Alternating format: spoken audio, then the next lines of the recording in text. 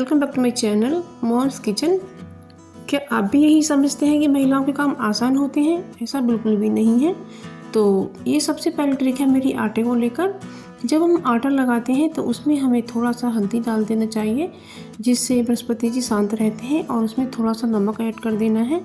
और अब हम थोड़ा थोड़ा पानी डाल करके इस आटे को गूँथ लेते हैं और इसका हम एक सॉफ्ट डो लगाएंगे। तो हमें थोड़ा थोड़ा सा पानी डाल करके कर देना है। यदि आप मेरे चैनल पर नए हैं तो मेरे चैनल को सब्सक्राइब कीजिएगा और मेरी वीडियो को पूरा देखिएगा। तो फ्रेंड्स, ये हमने आटा लगा लिया है और इस तरह से आप देख सकते हैं कि आटा हमारा इकट्ठा हो गया है। अब ये जो हमारे हाथ पर आटा लग जाता है तो इसके छुड़ाने के लिए हम हाथों पर थोड़ा सा पानी लगा लेते हैं और फिर हम आटे को गूंदेंगे। तो ये जो हमारे हाथों में चिपका हुआ आटा है सब आटे पर ही जाकर चिपक जाएगा और हमारा हाथ बिल्कुल साफ हो जाएगा। और हमारी परात में भी आटा कुकर होता है हमारा, सब्जी बनाते बनाते तो ये बहुत काला हो जाता है और हम इसे कितना भी साफ़ क्यों ना कर ले लेकिन ये साफ़ होकर नहीं देता है। तो ये जो हमारे दवाई के रैपर होते हैं, इस रैपर से अपने कुकर को साफ़ करेंगे। तो इसके लिए हमने लिया है स्क्रबर और उस पर लगाएंगे हम कोलगेट और इसकी सहायता से हम कुकर को चमकाकर साफ़ करेंगे। जो ये पीलापन है और कालापन है सब हट जाएगा। तो सबसे पहले हमने कुकर को गीला कर लिया है और इसको भी हम थोड़ा सा गीला कर लेते हैं। तो अब हम दवाई के रैपर और कोलगेट से हम कुकर को साफ़ करेंगे। तो आप देख सकते हैं कि कितना कालापन इस पर से निकल रहा है। अब इसे हम पानी से वॉश कर लेते हैं और कुकर काफ़ी हद तक साफ़ हो गया है। तो ये बहुत अच्छी ट्रिक है, आप इसे ज़रूर से फॉलो करिएगा। तो दवाई के रैपर के साथ इसे साफ़ कीजिए। अब ये तीसरी ट्रिक आती है हमारी, जब कभी हमारे चोट लग जाती है या हमारे हाथ पर बर्म आ जाता है तो हमारी मांसपेशियाँ जो होती हैं उनमें अकड़न हो जाती है। तो हमें क्या करना है, एक गिलास में गर्म पानी लेना है और उसमें थोड़ा सा नमक डालना है और उससे ही हमें अपने हाथों की सिकाई करनी है। या आपके जहाँ भी चोट लगी हो तो आप इस तरह से एक हैंकी ले लें और गर्म पानी नमक से इस तरह से आप अपने उस हिस्से की सिकाई करें। तो इससे आपका दर्द काफ़ी कम हो जाएगा और सूजन भी उतर जाएगी और आपकी मांसपेशियाँ अच्छी हो जाएंगी। तो इस तरीके से आप नमक का यूज़ करिएगा, नमक का बहुत अच्छा यूज़ है। तो इसी तरह से आप अपने हाथों की या चोट लगे हिस्से की सिकाई कर सकती हैं। तो ये ट्रिक आपको ज़रूर से पसंद आई होगी। तो अब ये हमारी चौथी ट्रिक आती है, ये टमाटर को ही लेकर है। जब हम टमाटर लेकर आते हैं तो ये कितने ही हाथों से गुजरते हैं और इनमें बैक्टीरिया लग जाते हैं और इनका छिलका भी नहीं उतरता है। तो इसलिए हमें सीधा खाना होता है। तो इसमें नमक और हल्दी डाल दें और इसमें थोड़ा सा विनेगर भी ऐड कर दें। तो इससे क्या होता है फ्रेंड्स, इसके सब जो बैक्टीरिया वगैरह है, गंदगी है, वो सब खत्म हो जाती है और ये अच्छे से साफ़ हो जाते हैं।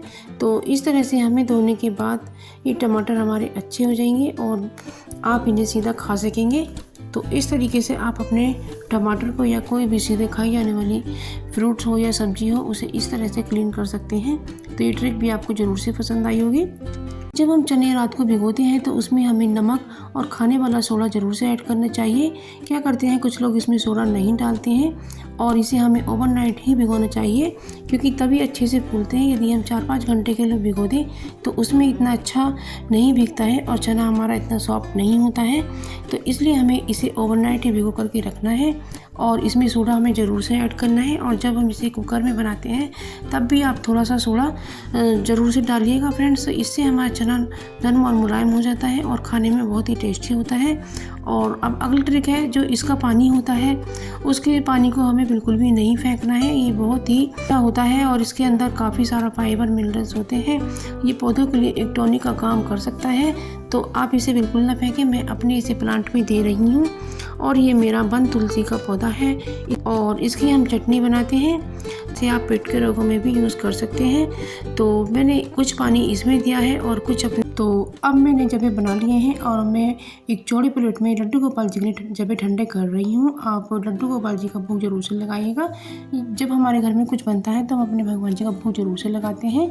तो फ्रेंड्स, हम अपने भगवान जी को मुकुट पहना रहे हैं और भगवान जी को आप भोग जब लगाएं तो उसमें तुलसी जी का पत्ता ज़रूर से डालिएगा। तब मैं तुलसी जी का पत्ता रखने के बाद ही भोग लगा रही हूँ, क्योंकि भगवान जी पत्ते के बिना स्वीकार नहीं करते हैं। और अब तुलसी जी का पत्ता एक हमने उनके चरणों में भी चढ़ाया है। आप पत्ते को ज़रूर से भगवान जी को रोज़ चढ़ाइएगा, कान्हा जी को बहुत पसंद होता है और इसके चलाने से पुण्य भी बहुत प्राप्त होता है। तो ये बहुत ही यूज़फुल ट्रिक है। आप अपने घर में लड्डू गोपाल जी ज़रूर से रखिएगा और उनकी सेवा कीजिएगा। लड्डू गोपाल जी आपको माता का पद प्रदान करेंगे। तो अब दूसरी ट्रिक आती है हमारी आटे को ही लेकर। जब हम आटा लगा लेते हैं और खाना खाने के लिए कोई तैयार नहीं होता है उस समय, तो हमें आटा वापस फ्रिज में रखना होता है। तो ये जो पॉलीथीन होती हैं, जो रिफाइंड ऑयल की बच जाती हैं, तो उसमें हमें रख देना है। तो इससे क्या होगा, हमारा आटा हार्ड बिल्कुल भी नहीं होगा, क्योंकि फ्रिज में हार्ड हो जाता है और इसमें सॉफ्ट आटा हमारा बना रहेगा।